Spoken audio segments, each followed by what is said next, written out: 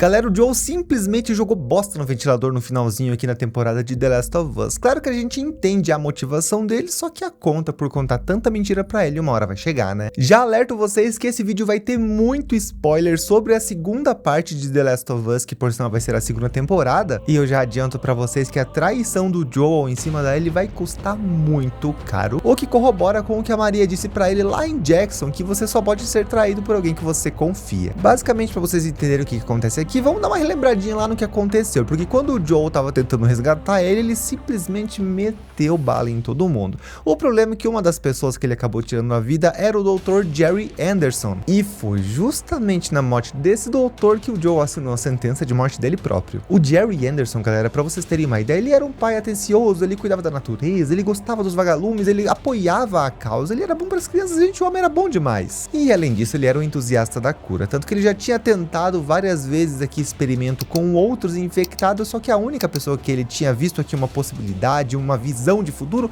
era com a própria Ellie. Então sim, ele sabia que essa tentativa de obter a cura através dela poderia tirar a vida dela, mas ele precisava tentar. Só que beleza, aconteceu ali o ataque, o Joel tirou a Ellie de lá e tudo mais, e então os corpos que ficaram ali no hospital precisaram ser recolhidos pelos sobreviventes. E uma das pessoas que encontrou o corpo do Jerry Anderson foi a própria filha dele, chamada de Abby. Ela viu o corpo do pai e jurou vingança pela morte do pai, ela queria acabar com o Joel de toda maneira possível. E também tem mais um agravante aqui nessa história, porque como o Dr. Jerry Anderson morreu, ele era o único cirurgião que estava ali disposto a fazer todo esse experimento. Portanto, a esperança da cura desapareceu junto com a morte dele. E não bastasse isso, o próprio grupo dos vagalumes também se desfez com a morte dele. E a Abby, claro que com muita raiva, nunca esqueceu isso que aconteceu. Só que agora a gente pula lá pro Joel. O que estava acontecendo com ele enquanto tudo isso estava acontecendo aqui na cabeça da Abby? Basicamente, o Joel estava vivendo sua vida normalmente, como se nada tivesse acontecido. Ele ficou vivendo lá em Jackson com o Tommy, inclusive o vínculo deles melhorou bastante aqui, mas numa dessas aproximações ele contou pro Tommy o que aconteceu com a Ellie lá no hospital. E claro que o Tommy jurou guardar segredo aqui pra proteger o Joel a todo custo. E a Ellie, gente, ela tava muito deprimida, mas o Joel tentava aqui tornar um ambiente bem agradável pra ela, porque vamos combinar que depois da mentira que ele contou pra ela,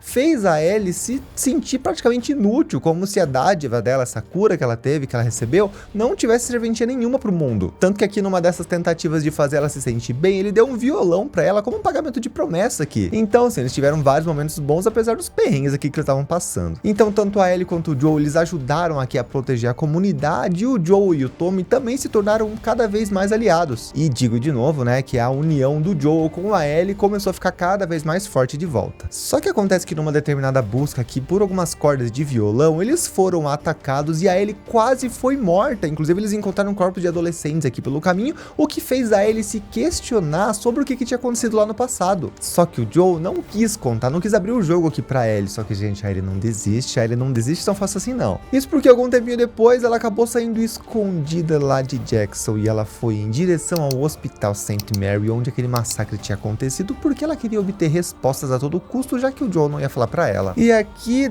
começa a desandar o negócio, galera, porque obviamente que ela encontra um cenário de completa destruição e descobre o que aconteceu por lá. Só que quando o Joel chega atrás dela pra tentar impedir que ela encontre ali a verdade, claro que isso já era tarde demais. Então o Joel viu que não tinha mais nenhuma opção de escolha e decidiu abrir o jogo pra ela. Ele disse que sim, os vagalumes viam sim uma esperança na Ellie e que sim, ele impediu todo o procedimento a fim de salvar a Ellie, e isso, claro que rompeu bastante a ligação entre eles. Até porque, né, foram anos de mentira que o Joel guardou e a Ellie tá tendo que processar tudo isso aqui de uma vez só. O Joel até tentou aqui algumas aproximações com a Ellie nos momentos seguintes, tanto que tava ali uma festa onde a Ellie tava dançando com a Dina, que por sinal apareceu aqui nessa primeira temporada, e o Valentão meio que brigou, começou a provocar as duas. O Joel tentou se meter no meio pra proteger a Ellie, só que a Ellie mandou ele cair fora dali e cuidar da vida dele. O Joel ficou bem triste nesses momentos que se seguiram, porque claro que ele se sente culpado por tudo que aconteceu, mas ele também pensa que, cara, eu tentei salvar você porque eu te amo. E a Ellie, claro que não conseguiu absorver toda essa situação de uma vez só, então ela decidiu procurar o Joel pra tirar mais satisfação ainda. E ela tava muito pé da cara, ela tava com muita raiva do Joel por ele ter tirado dela a possibilidade de redimir a humanidade. Só que aqui o Joel quebra a Ellie no meio porque ele fala que ele faria tudo de novo se ele tivesse a oportunidade. Então aqui a Ellie percebe esse amor genuíno, esse amor paternal que o Joel tinha por ela e decide dar uma nova chance pra ele aqui. Aí as coisas vão seguindo, vão fluindo entre eles e tal, porém quando dá mais ou menos aqui uns 4 anos, mais ou menos, depois do ataque lá no hospital, uma nevasca cai sobre Jackson. E daí durante essa nevasca, o Joel e o Tommy buscam um abrigo aqui, só que nessa busca por um abrigo, eles acabam encontrando uma garota que tava meio que sendo atacada por alguns infectados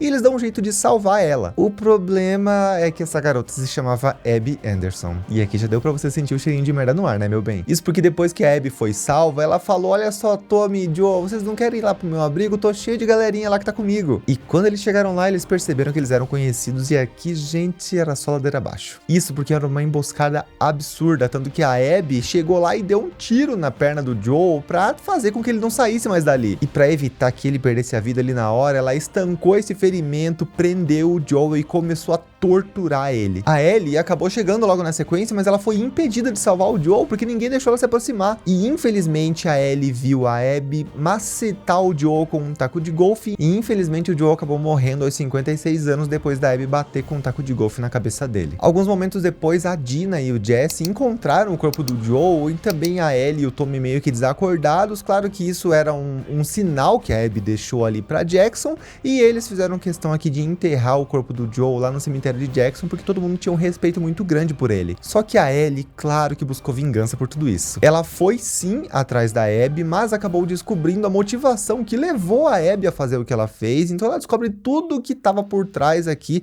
das mortes lá do Hospital St. Mary. E nisso a Ellie teve sim uma chance de acabar com a vida da Abby, mas ela não fez isso não. Ela entendeu que a decisão do Joel de salvar a vida da Ellie custou a própria vida dele e assim ela finalmente perdoou ele para seguir a própria vida. E aí vocês imaginam... Ai, que susto. E aí, vocês imaginavam que tudo isso fosse acontecer com o Joel aqui na segunda parte? Eu acredito que na segunda temporada, como já falaram que vão dar uma enroladinha aqui, vão dar uma modificada na história, eu acho que eles vão estender a primeira parte até a morte do Joel, ou então vão contar o que pode ter acontecido durante esse período aqui de 4 anos entre o ataque do hospital até a morte dele, né? Vamos ver o que pode acontecer. Coloquem aí suas teorias aí embaixo e já me conta o que vocês acharam. Vou deixar também aqui 2 playlists legais para vocês verem com vídeos e resumo dos outros episódios. E tchau! Vejo você no próximo vídeo.